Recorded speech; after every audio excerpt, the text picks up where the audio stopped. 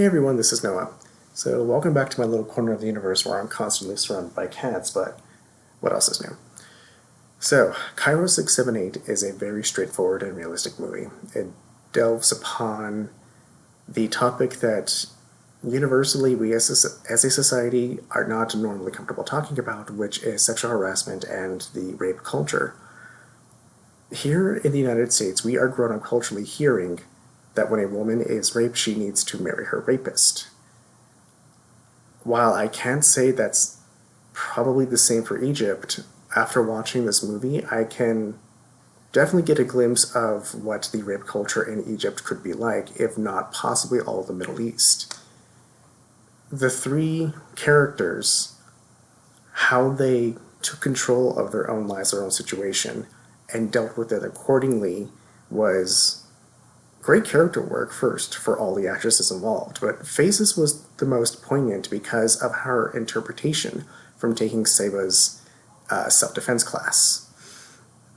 How she physically defended herself by taking her hairpin and sticking it into the man's hand, and then when her assaulter decided to call her out for it, she walked away, possibly anxious because this was her first time doing it. All attention was on her, she didn't know what to do.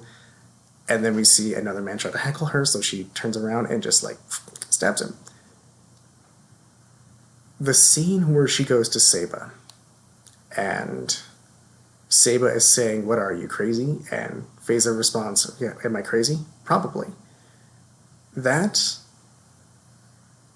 can be construed as a very traumatic event because in a society where you are undervalued or you are only seen as a particular object or only have a certain value to you, you're told that you basically need to shut up and deal with it. This movie also showed a very beautifully represented image of what gaslighting actually is.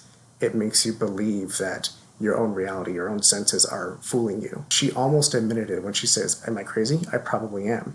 But I felt like I got justice." I know I'm paraphrasing. But this is exactly what victims of sexual assault go through, at least the ones that can recognize it and go through the healing process. Not every survivor has that ability to be completely aware of it and still go through the healing process. I myself am a survivor of my own sexual assault when I was 14, and it took a long time to finally realize that